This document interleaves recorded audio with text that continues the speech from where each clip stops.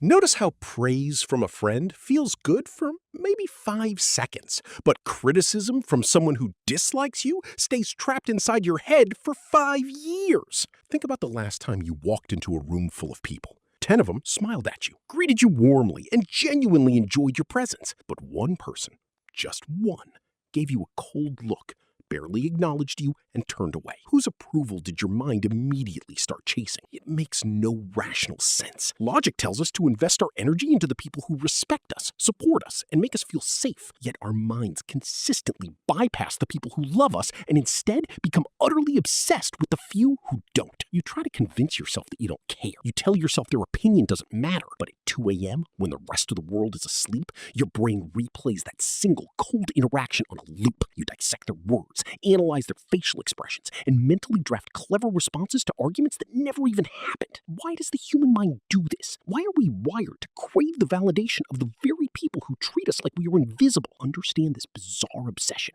We have to travel back thousands of years to a time when being disliked wasn't just an uncomfortable social experience. It was a literal death sentence for our ancient ancestors. Survival depended entirely on tribe acceptance. If your tribe liked you, you were protected, fed, and sheltered.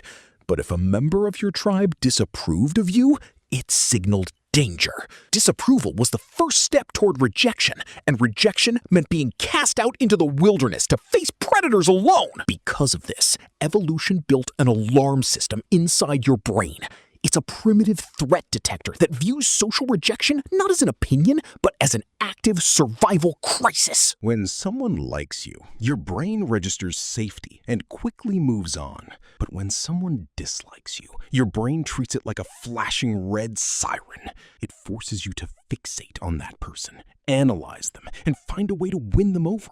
Not because you actually like them, but because your subconscious mind genuinely believes your survival depends on turning their no into a yes. Now, you might think that modern human beings have outgrown this ancient survival code, but modern society didn't erase this mechanism. It exploited it, and the most dangerous part is how this hidden mechanism is currently being used against your own psychology. Psychologists discovered a fascinating phenomenon through an experiment involving animals, food rewards, and buttons. When an animal pressed a button and received food every single time, it eventually lost interest and only pressed the button when it was hungry. The outcome was predictable, so the brain stopped paying close attention. Then researchers changed the rules. They made the button unpredictable. Sometimes pressing it delivered a treat, and sometimes it delivered absolutely nothing. The result was startling. The unpredictability caused dopamine levels to skyrocket. The animals became obsessively fixated on the button, pressing it compulsively over and over again, unable to walk away.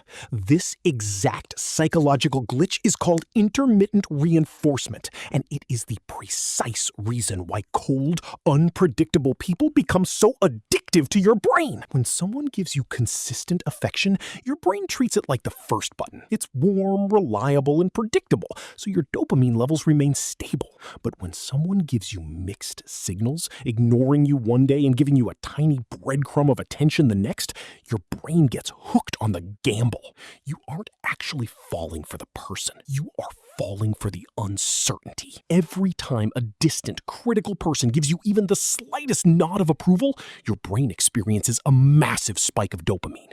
You feel a sudden rush of relief and validation, similar to a gambler hitting a jackpot after a long losing streak. But that high only exists because of the anxiety that came before it. You become addicted to the cycle of earning what was withheld. This leads to a terrifying realization.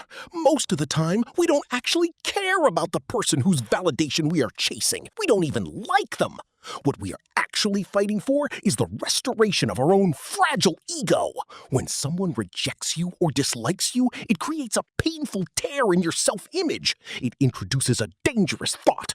What if they see something flawed in me that I am trying to hide? To heal that wound, your ego demands a resolution. It tells you that if you can just convince this one critical person to change their mind, it will prove that you were worthy all along. Their approval becomes the ultimate prize, the final missing puzzle piece to validate your self-worth. So you bend over backward. You change the way you talk, the way you dress, and the way you act. You monitor your behavior around them, tiptoe tiptoeing around their moods, hoping for a moment of acceptance. Notice the tragic irony in this? By chasing the validation of someone who dislikes you, you hand them complete control over your self-worth.